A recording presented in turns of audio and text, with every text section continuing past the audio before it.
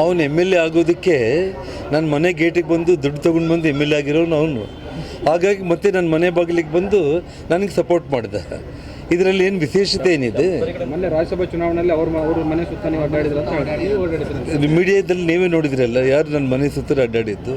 ಅವನು after all ನನಗೆ ಯಾವ ಲೆಕ್ಕಕ್ಕೆ ಕರೆಯತ್ತಲ್ಲ. ಅವನ ಯೋಗ್ಯತೆ ಏನು? ನಾನು ಹೇಳ್ತಾ ಇರೋದು, ಅವನು ಈ ದುರಹಂಕಾರದ ಮಾತುಗಳು ತಂಗಡಿಗೆ ಇದೇ ರೀತಿ ಮಾತಾಡ್ತಾ ಇದ್ದರೆ, ಯಾಕೆಂದರೆ ಅವನ ಲೆವೆಲ್ಲು ಅವನು ಎಲ್ಲಿಗಿರಬೇಕು ಅವನು ಅಲ್ಲಿಗಿರಬೇಕು. ಇವತ್ತು ಕನಗಿರಿ ಕ್ಷೇತ್ರದಲ್ಲಿ ಸಾವಿರಾರು ಮಂದಿ ಯುವಕರು ಮೊನ್ನೆ ಚಾಲೆಂಜ್ ಮಾಡಿದ್ದಾರೆ ಕಾಟಿಗೆಯಲ್ಲಿ, ನಾವು ಮೋದಿ ಅಂತ ಕೂಗ್ತಾ ಇದ್ದೀವಿ, ದಮ್ಮಿದ್ರೆ ಬಂದು ಕಪಾಳಕ್ಕೆ ಹೊಡಿ ಅಂತೇಳಿ. ನಾನು ಹೇಳ್ತಾ ಇರೋದೇನಂತಂದರೆ, ಅವನಿಗೆ ಒಂದು ಅದೃಷ್ಟದ ಒಂದು ಇದರಲ್ಲಿ ಮಂತ್ರಿ ಆಗ್ತಾ ಇದ್ದಾನೆ. ಅದನ್ನು ಮರೆತು ಅವನು ದುರಹಂಕಾರದ ಮಾತುಗಳು ಮಾತಾಡಿದರೆ ಕನಗಿರಿ ಕ್ಷೇತ್ರದ ಜನರು ಈ ಪಾರ್ಲಿಮೆಂಟ್ ಚುನಾವಣೆಯಲ್ಲಿ ವಿಧಾನಸಭೆಯಲ್ಲಿ ಅವನ ಕ್ಷೇತ್ರದಲ್ಲಿ ಏನು ತೋರಿಸ್ತಾರೆ ಅನ್ನೋದು ಗೊತ್ತಾಗುತ್ತೆ ನಿಮಗೆ. ಮತ್ತು ಇನ್ನೊಂದು ವಿಚಾರ ನಾನು ತಮಗೆ ಹೇಳ್ತೀನಿ. ನಾನು ಅದ್ಯಾವುದು RDX ಬಗ್ಗೆನೇ ಮಾತಾಡಿದೆ.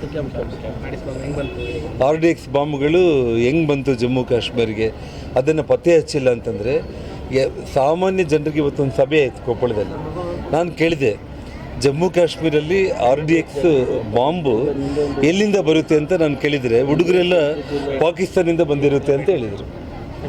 ಸೊ ಸನ್ಮಾನ್ಯ ಮೋದಿಜಿಯವರು ಇವತ್ತು ಯಾವ ಪಾಕಿಸ್ತಾನದಿಂದ RDX ಬಾಂಬುಗಳು ಉಗ್ರವಾದಿಗಳು ಬಂದಿದ್ದಾರೋ ಅವರೆಲ್ಲರ ಮೇಲೆ ಪುಲ್ವಾಮಾ ಆಗಿರ್ಬೋದು, ಸರ್ಜಿಕಲ್ ಸ್ಟ್ರೈಕ್ಗಳಾಗಿರ್ಬೋದು, ಅವರು ನೆಲದಲ್ಲಿ ನುಗ್ಗಿ ಅವರನ್ನು ಕಂಪ್ಲೀಟ್ ನೆಲಸಮ ಮಾಡಿ ಉಗ್ರವಾದಿಗಳನ್ನು ಮಟ್ಟ ಹಾಕಿದ್ದು ಆ RDX ಬಾಂಬು ಪಾಕಿಸ್ತಾನದಿಂದ ಬಂದಿದೆ ಅಂತೇಳಿ ಪಾಕಿಸ್ತಾನಿಗೆ ಬುದ್ಧಿ ಕಲಿಸಿರುವಂಥದ್ದು ನರೇಂದ್ರ ಮೋದಿಜಿಯವರು. ಅಷ್ಟು ಜ್ಞಾನ ಇಲ್ಲ ನಿನಗೊಬ್ಬ ಜಿಲ್ಲಾ ಮಂತ್ರಿಯಾಗಿ RDX ಬಾಂಬ್ ಹೆಂಗೆ ಬಂತು, ಅದನ್ನು ಯಾಕೆ ಪತ್ತೆ ಹಚ್ಚಿಲ್ಲ ಅಂತೇಳಿ ಹೇಳ್ತಾನೆ ಅಂತಂದರೆ ನಿಜವಾಗ್ಲೂ ತಲೆ ಕೆಟ್ಟಿದೆ ಅಂತ ನಿಮ್ಗೆ ಅನಿಸಲ್ಲ ನಿಮಗೆ?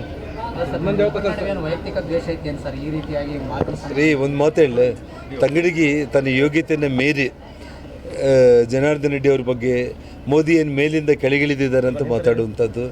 ಅಂದರೆ ನೀನು ಎಲ್ಲಿಂದ ಬಂದಿದ್ದೀಯ ಅಂತ ನೀನು ಯೋಚನೆ ಮಾಡು. ಹಾಗಾಗಿ ಕನಗಿರಿ ಕ್ಷೇತ್ರದ ಜನರು ಹೇಳ್ತಾ ಇದ್ದಾರಣ್ಣ, ಭಾಳ ದುರಹಂಕಾರ ಮಿತಿ ಮೀರಿ ಬಿಟ್ಟಿದೆ ತಂಗಡಿಗೆ ಬಾಡಿ ಲ್ಯಾಂಗ್ವೇಜ್ ಭಾಳ ಚೇಂಜ್ ಆಗಿಬಿಟ್ಟಿದೆ. ನಮ್ಮ ಮೇಲೆ ಎಲ್ಲ ಇಲ್ಲ ಸಲ್ಲದ ಕೇಸ್ಗಳನ್ನ ಹಾಕಿಸ್ತಾ ಇದ್ದಾರೆ, ನಮ್ಮನ್ನು ಹೆದರಿಸ್ತಾ ಇದ್ದಾರೆ. ಹಿಂದೆ ಕೂಡ ಕೊಲೆಗಳು ಮಾಡಿಸ್ತಿರುವಂಥ ಒಬ್ಬ ಒಂದು ಯಲ್ಲಲಿಂಗ ಕೇಸಲ್ಲಿ ಅವ್ರು ಮಾಡಿರುವಂಥ ಒಂದು ವಿಚಾರ, ಮಂತ್ರಿ ಪದವಿ ಕಳ್ಕೊಂಡಿರೋವಂಥದ್ದು.